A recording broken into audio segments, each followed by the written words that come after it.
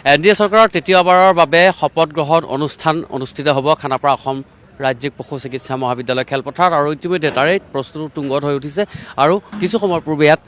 SPGৰ এটা দল আহি উপস্থিত হৈছে যিহেতু প্ৰধানমন্ত্ৰী আগমন হ'ব আৰু কেন্দ্ৰৰ কেইবাগৰাকী মন্ত্ৰী আহিব বিজেপিৰ কেন্দ্ৰীয় সভাপতি নীতিন নবীন ডাঙৰীয়াকে ধৰি বিজেপিৰ বহুকেইজন জ্যেষ্ঠ কাৰ্যকৰ্তা উপস্থিত থাকিব NDA শাসিত কেইবাখনো ৰাজ্যৰ মুখ্যমন্ত্ৰী আৰু উপমুখ্যমন্ত্ৰী ইয়াত উপস্থিত থাকিব সমান্তৰালভাৱে উত্তৰ পূবৰ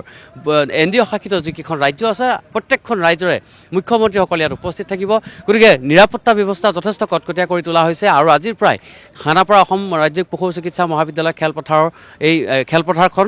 নিৰাপত্তাৰ দৃষ্টি নিৰীক্ষণ কৰিব SPGৰ দলে যেহেতু প্ৰধানমন্ত্ৰীৰ আগমন হ'ব VVIP আগমন হ'ব গতিকে ইয়াৰ নিৰাপত্তাৰ ক্ষেত্ৰত যাতে কোনো ধৰণৰ সুৰক্ষা ৰৈ নাযায় তাৰ বাবে SPGয়ে সম্পূৰ্ণ নিৰাপত্তাৰ দায়িত্ব গ্ৰহণ কৰিছে আৰু তেওঁলোকে প্ৰত্যেকটো দিশ ইয়াৰ চোৱা চিতা কৰিব সমান্তৰালভাৱে CCTV নিৰীক্ষণত থাকিব খানাপাৰাৰ এই খেলপথাৰ লগতে আজিৰ পৰা এই যি প্ৰেক্ষাগৃহ আছে বৃহৎ এটা প্ৰেক্ষাগৃহ নিৰ্মাণ কৰি থকা হৈছে প্ৰায় সম্পূৰ্ণ হোৱাৰ পথত প্ৰেক্ষাগৃহটো আজি সন্ধিয়াৰ বিয়লি ভাগলৈ হয়তো প্ৰেক্ষাগৃহ সম্পূৰ্ণ হৈ উঠিব আৰু লগে লগে দক্ষিণ দিশে প্ৰেক্ষাগৃহ এইবাৰ বাস্তুশাস্ত্ৰ মতে এইবাৰ প্ৰেক্ষাগৃহটো নিৰ্মাণ কৰা হৈছে সমান্তৰালভাৱে উত্তৰমুৱাকৈ ইয়াৰ সন্মুখভাগ উত্তৰমুৱাকৈ থাকিব একেদৰে ইয়াৰ কাষতেই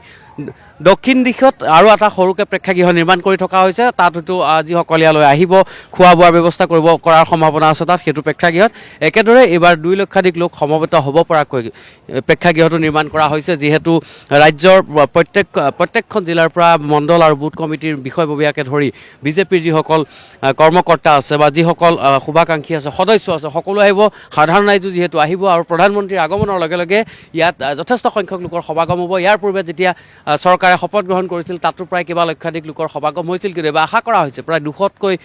2 লাখতকৈ অধিক লোক ইয়াত সমবেত হ'ব গতিকে তাৰ উদ্দেশ্যে যিটো প্ৰেক্ষাগৃহ নিৰ্মাণ কৰা হৈছে অতি বিশাল আৰু প্ৰকাণ্ড এটা প্ৰেক্ষাগৃহ নিৰ্মাণ কৰা হৈছে আৰু প্ৰেক্ষাগৃহৰ ভিতৰত কেইবাটাও কোঠা থাকিব পিছফালে মূল যি ষ্টেজ থাকিব বা যি মঞ্চ থাকিব মঞ্চৰ ভিতৰৰ ফালে কেইবাটাও কোঠা থাকিব তাত স্বাস্থ্য কেন্দ্ৰ থাকিব প্ৰধানমন্ত্ৰী জিৰণি ল'বৰ কাৰণে এটা বিশেষ জিৰণি কক্ষ থাকিব সমান্তৰালভাৱে ডাইনিং ৰুম থাকিব আৰু প্ৰস্ৰাৱগাৰৰ ব্যৱস্থা আছে মঞ্চৰ পিছফালে আৰু এইবাৰ প্ৰধানমন্ত্ৰীৰ যিখন বাহন আহিব দক্ষিণ দিশে থকা যিখন গেট আছে সেই গেটখনেদি প্ৰধানমন্ত্ৰীয়ে প্ৰৱেশ কৰিব অৰ্থাৎ কইনাধৰা চাৰিআলিৰ পৰা চিধাই আহি খানাপাৰা দিশেৰে গৈ উৰণ সেতু নাপাওঁতেই দক্ষিণ দিশে এখন গেট আছে খানাপাৰাৰ এই খেলপথাৰত প্ৰৱেশ কৰা সেই গেটখন মঞ্চৰ পিছফালে পৰিছে গতিকে মঞ্চৰ পিছফালেদি প্ৰধানমন্ত্ৰীৰ বাহনে কনভয়ে প্ৰৱেশ কৰিব আৰু মঞ্চৰ ভিতৰলৈকে প্ৰায় 30 ফুট দৈৰ্ঘ্যৰ এটা পথ নিৰ্মাণ কৰি থকা হৈছে সেই পথটোৰে মঞ্চৰ ভিতৰলৈকে প্ৰধানমন্ত্ৰীৰ যিখন বাহন আছে সেই বাহনখন ভিতৰলৈকে প্ৰৱেশ কৰা হ'ব আৰু তাৰপিছত মঞ্চলৈ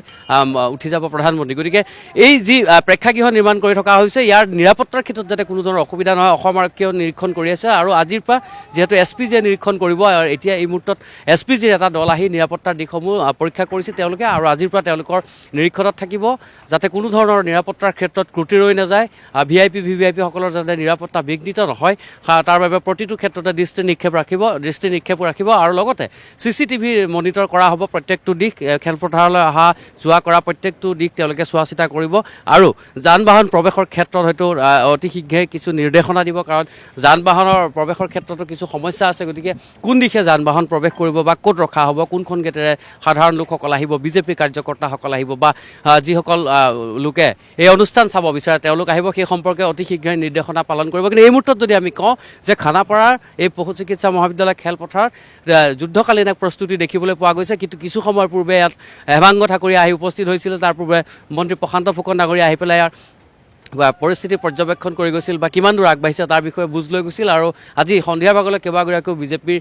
কেন্দ্ৰীয় নেতৃত্ব অহাৰ কথা আছে আৰু যিহেতু দিলীপ শইকীয়া ডাঙৰীয়া অহাৰ সম্ভাৱনা আছে প্ৰশাসনৰ লোকসকল ইতিমধ্যে আছে গতিকে আজিৰে পৰা দ্ৰুতগতিত যুদ্ধকালীন প্ৰস্তুতিৰে